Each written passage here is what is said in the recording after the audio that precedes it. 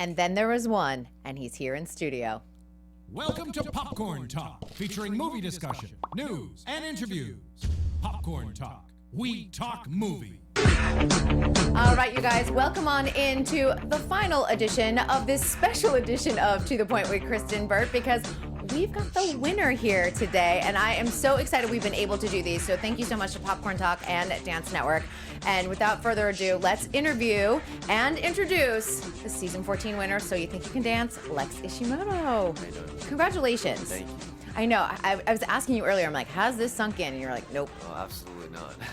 And how much sleep? Because when I left the studio last night, everyone was still celebrating and everything else. So how much sleep do you think you got? Hopefully a couple hours, but no clue. Yeah, and I don't think what a lot of people realize is not only were you guys rehearsing for finale, you were rehearsing for tour simultaneously, Yep. and the rehearsals continue today. Yep, absolutely. We have like 5 days to build this tour, and we're off.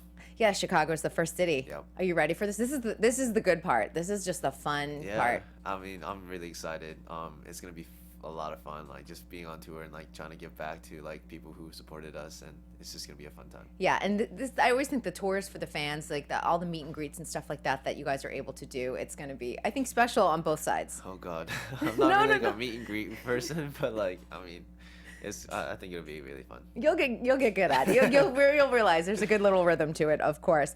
Well, you know, what we've been doing in kind of all of these interviews, and what's been fun for me is just getting to know more about where all of you guys came from. And I know you're a California baby yourself, and I don't know how many people know, because I was like, I'm sorry, but you're talking to a musical theater nerd. I'm like, I love that you did the national tour of Billy Elliot, but tell me what inspired you to start dancing, because obviously, I think you come from a dance family. Your sister's also in the mix. Yeah, my sister started dancing before me, and I usually would just be in the studio, just like looking at her and just be like, I want to do that, you know. And I also saw the film You Got Served, and that was I was like, I really want to do that, you know. So those two in general just like mixed up, and once I started, I couldn't stop. Oh, I love that. But you've been trained. I mean, you really were well trained from the beginning, very well cross-trained. You weren't someone that just was like, I'm just going to tap, or I'm just going to do hip-hop. You were kind of doing a lot from the beginning, weren't you? Yeah, absolutely. From West Coast School of the Arts, that was my main like jazz, lyrical, like ballet studio, and I also trained with Kaba Kids, which was for hip-hop, and it was just like I wanted to do it all. You know. I know, it's interesting because there's a bunch of videos of you younger out there, like when you were dancing, and it looks like that was, you just wanted to eat, sleep, breathe, dance. That was it. I mean, yeah, it was something I loved, and and that hasn't changed yet. Well, I like that because it's one of those things too. It's like, you know, you got the goal, you know exactly what you're doing. How about school? Were you someone that was interested in school, or were you like, I just would rather dance? Man, I was a terrible kid in school.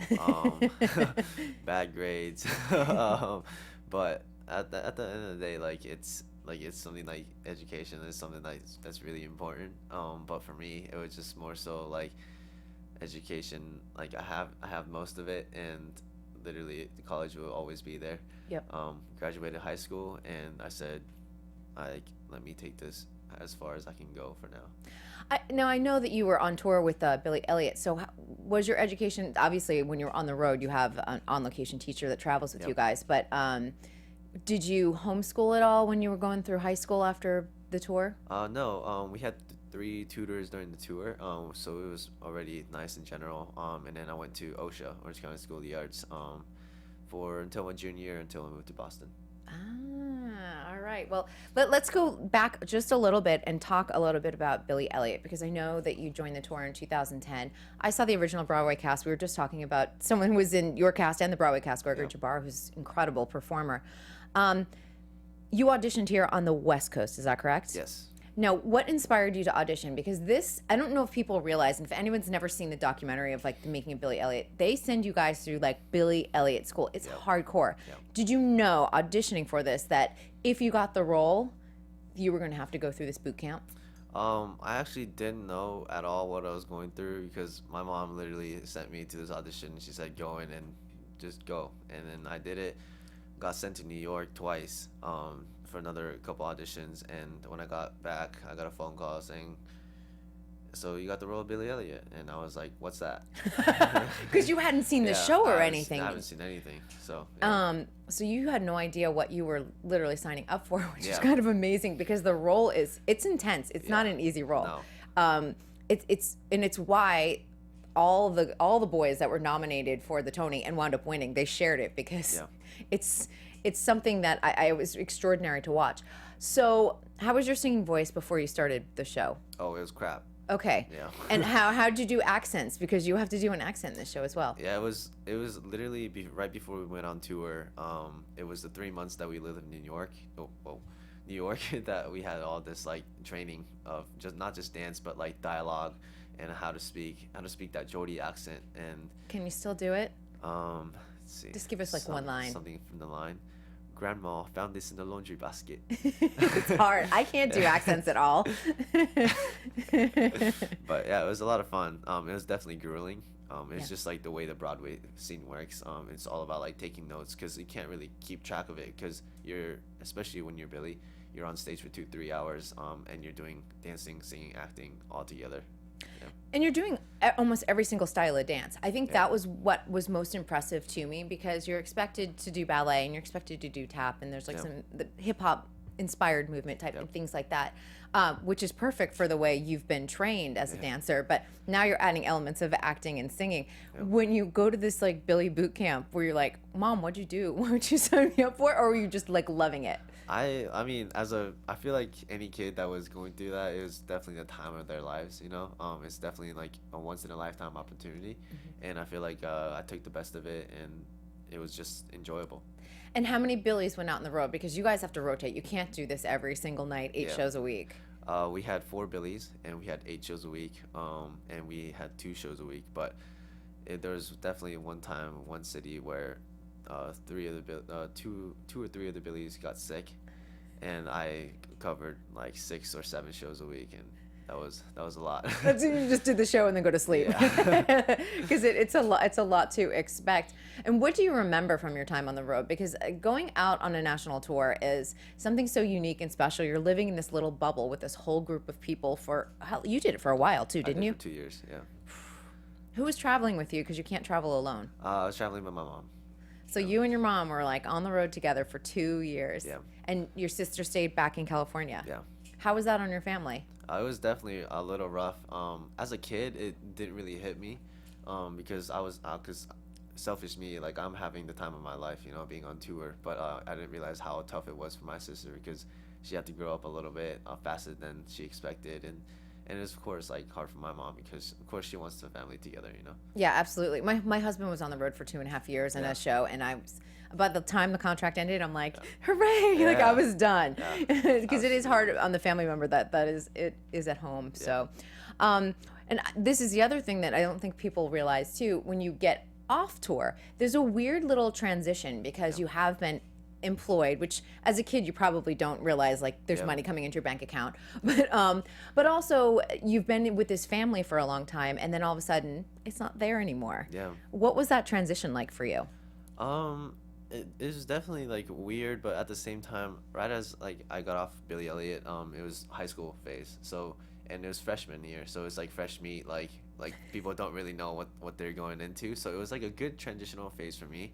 And I've always been sort of like a gypsy in my life the whole time. Like I'm always traveling with a suitcase and going everywhere, and it's constantly nonstop. So.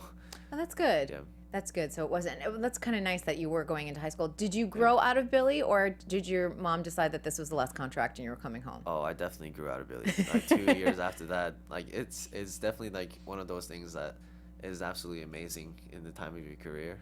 But 2 years of the same thing over and over and over again does have a toll, you know. And once your voice cracks on one of the last shows, They're right. like, bye.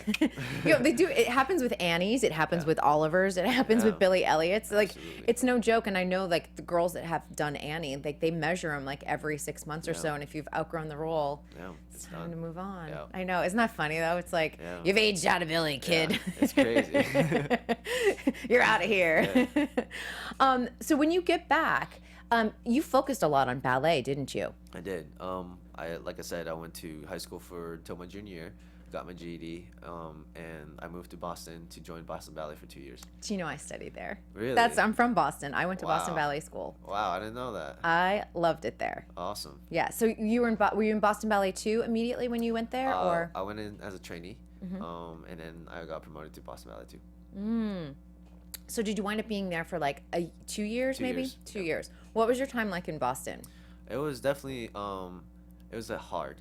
Yeah, I there's some moments in time where it was very happy, but it was more so me just like I made the decision to go to Boston like the night of because Wow. I didn't know, and once I moved there it was literally I had to grow up a little bit, like a lot, and it was just me like living alone and like being responsible for my own actions and like being able to be on time and knowing what was expected of me and stuff like that. Yeah, so it's all of a sudden you're like, oh wait, I have Yeah. to get myself to class. Yeah. It's not my mom saying, hey, Yeah. you can go. Yeah. Boston, I think, has a really unique ballet scene too. There is tremendous support from the entire city when it comes to ballet. It feels a little different out here in LA, so it was an adjustment for me just to even like have that feeling of like, oh, not everyone like goes to the ballet when Swan Lake's playing. And what was it like for the audiences in Boston? Because their Nutcracker is like a thing. Yeah, absolutely. I mean, we had possibly 70 shows in Nutcracker during that December time. It's just an amazing place. I mean, Boston itself is such like an artsy place, you know, architecturally wise and the people wise, and such a good community to have.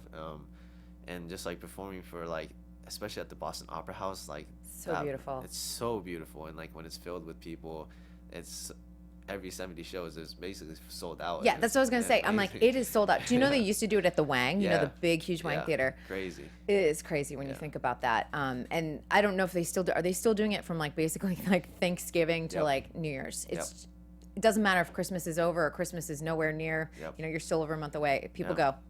Yep, January 1st, we had a show and it was sold out. Yeah, and you're like, Christmas, it's a week over, but I'm still dancing, in marzipan or whatever else. That I always do think is really kind of unique about Boston. And people don't realize like how flourishing the arts community is. Yeah. How's your Boston accent? I don't have a Boston accent except for ka. Ka, pak the ka and have it, yeah. I don't have one either, but people always ask me, or they always go, oh, you're from Boston. Yeah. I don't hear that, I but don't either. yeah, okay, I'm glad I'm not the only one. I came upon, this is what I thought was super interesting. I came upon Dance School Diaries when I was doing a little research. Seriously, you're 15 years old, Yeah. and Nigel produced it Yeah.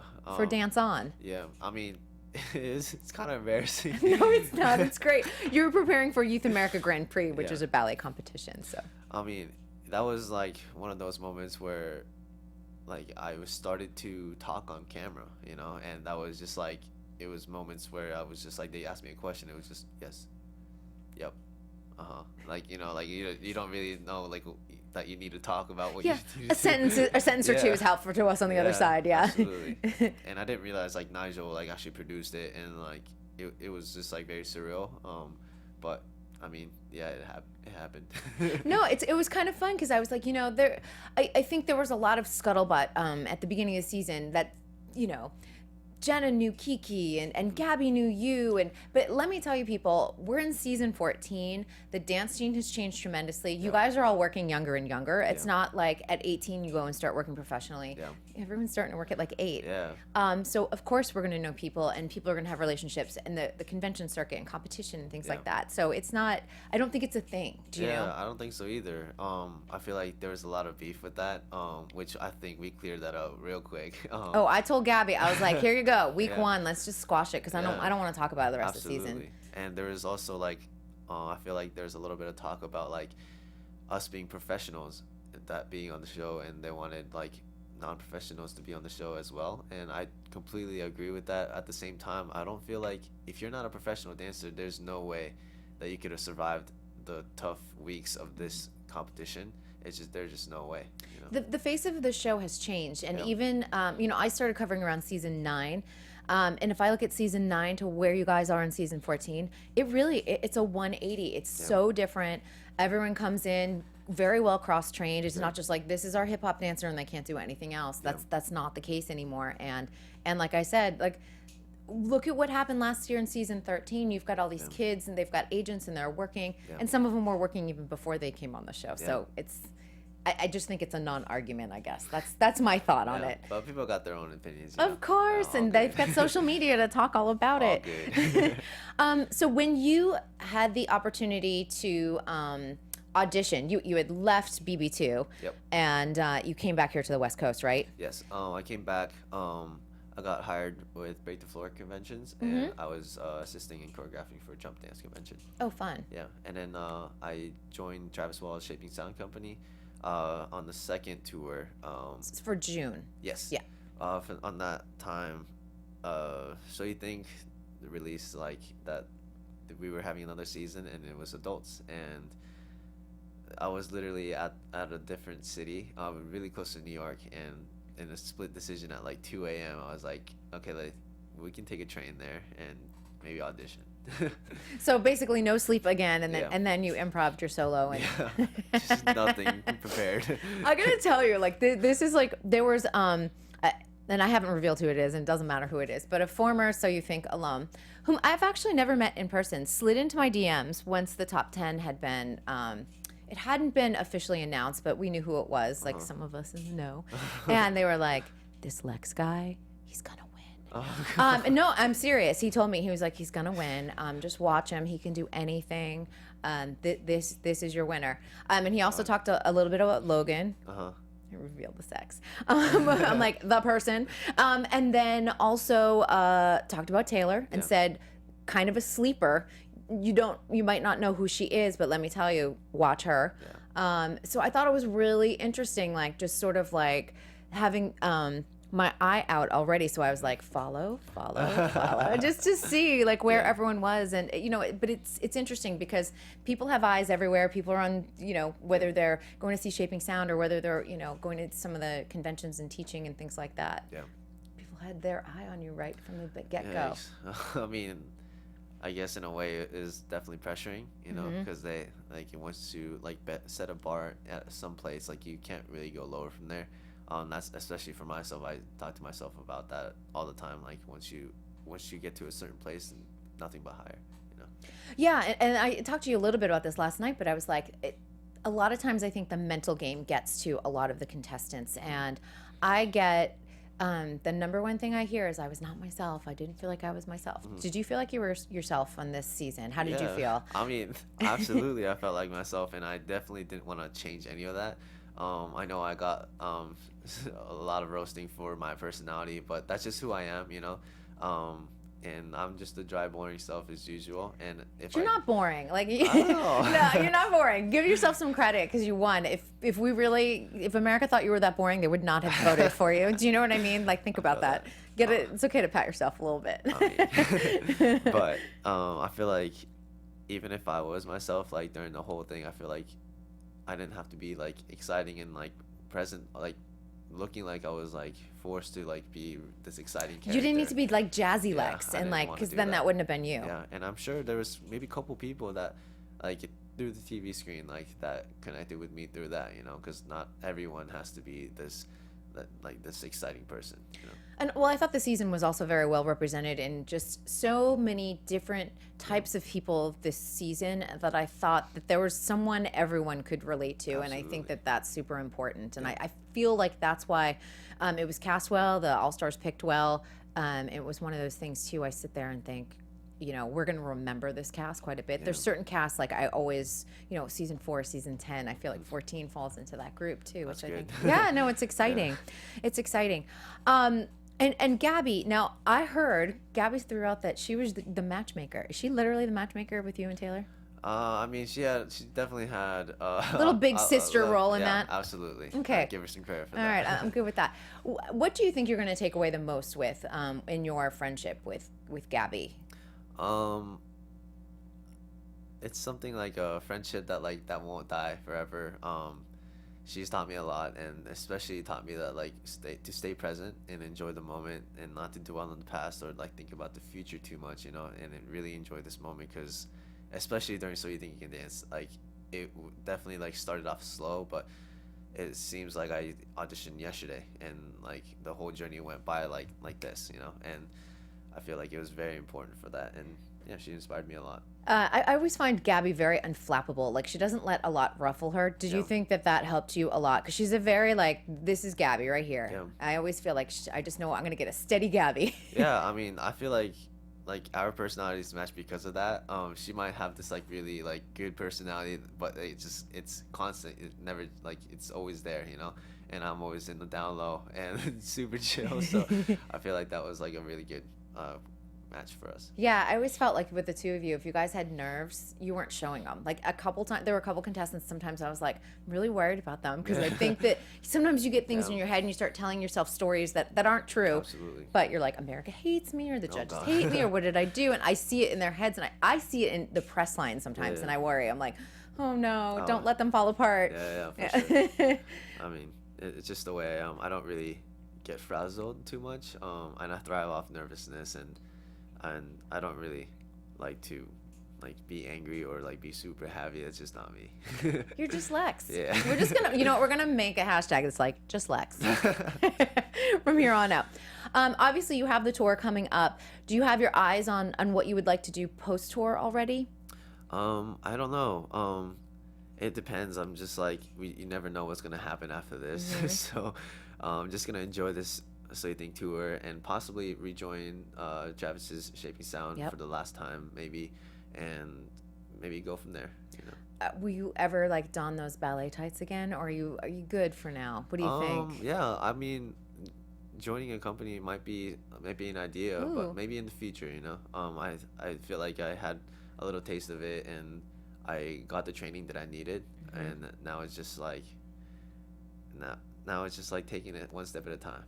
Absolutely. Are you someone that's interested in choreographing and teaching? I know you're doing some with the jump and things like that. Yeah, absolutely. I mean, I love doing, like, for now, I want to dance, you know, but I definitely have the interest of, like, choreographing and putting work on other people and, like, seeing that come to life. I think that's really special.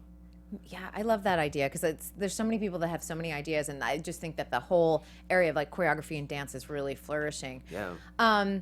If you had advice for someone auditioning for season 15, now don't DM me or anything. We don't have the official pickup, but let's just say that it's happening because I think it should and I think it will.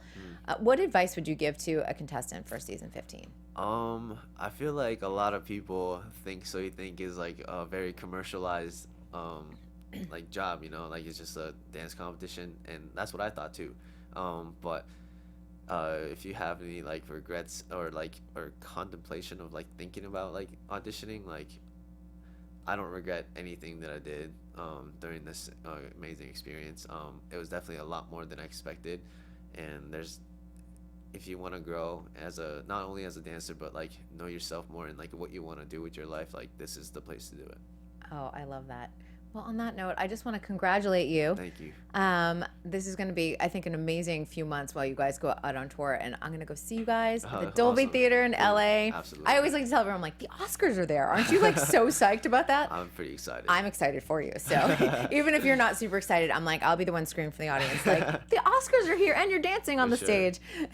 Well, obviously, this has been such a special season, and I know like people were just thrilled that you won. Everyone's like, you better be Lex. I was like, who do you think's going to win? They're like, it better be Lex. No one else but Lex. So there you go. And that mystery person that DM'd me obviously called it way back in like April or May. I can't even remember. Yikes.